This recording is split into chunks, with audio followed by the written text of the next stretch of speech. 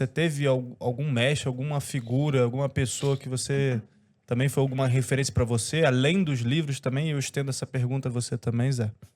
De todas que eu pudesse citar, um é o ninguém marcou minha vida como Santo Inácio de Loyola. Quando eu li o livro dele esse ano e conheci a biografia dele.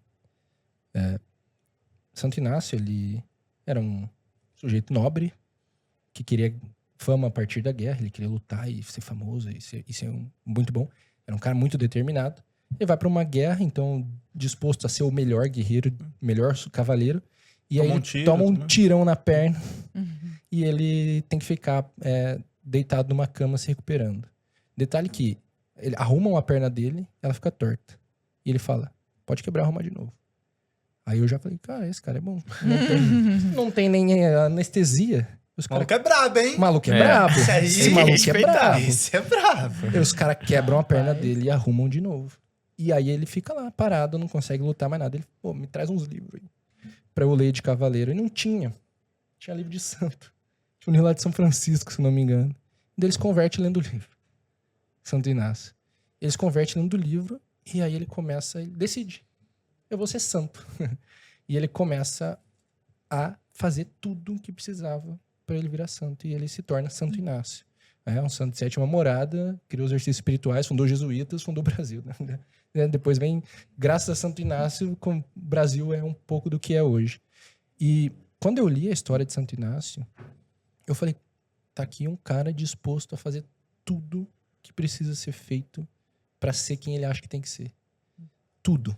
Ele fez tudo. Ele ia a pé. Eu vou a pé para Jerusalém descalço. Entendeu? E ele vai, não tá nem aí. E aí, não só fez isso, ele se submetia sempre à vontade de Deus. Então, quando não era igual a dele, ele odiava estudar. Até que os caras começam a falar, cara, para de falar. Que Deus mostrava tudo para ele, ele não precisava estudar, já sabia tudo. E aí, os caras, não, você não pode falar, você tem que estudar. E aí, você tá falando na rua aí, querem prender ele e tal, e daí ele vai e estuda teologia. Odiando estudar, ele vai lá, fica quieto, cala a boca, ouve o professor, estuda. E eu li a biografia de Santo Inácio em meados de fevereiro, março. Meu filho nasceu dia 29 de janeiro.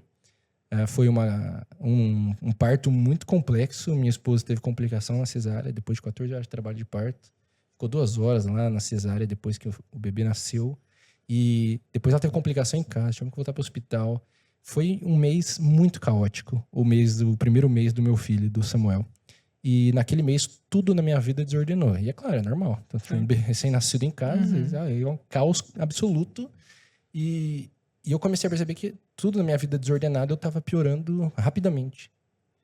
E aí, quando eu li Santo Inácio, aquilo acendeu uma luz na minha cabeça. Cara, eu preciso voltar ao eixo, eu preciso voltar ao centro.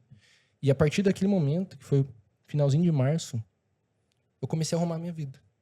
E aí, tudo que tinha bagunçado nesses meses e que ainda estava sendo deixado de lado, e é claro, tem muita coisa pra você deixar de lado por causa da minha vida, eu passava a vida tentando fazer isso. De março pra cá, eu tive uma mudança tremenda. Comecei a acordar cedo. Foi aí que você começou a postar também, Foi aí que eu comecei a compartilhar a minha vida. Voltei à academia. Porque isso também é uma forma de você...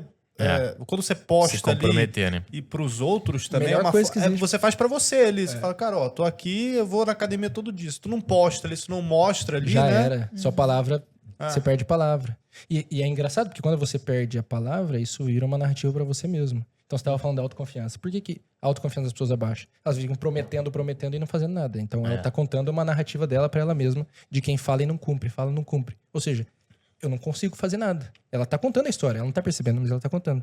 Quando você inverte, você começa a contar uma história de quem faz as coisas. Então, eu comecei a me comprometer a acordar 15 minutos antes. E eu acordei. 15 minutos antes, não é tanto. E aí eu comecei a ganhar confiança. Pô, eu consigo acordar 15 minutos antes.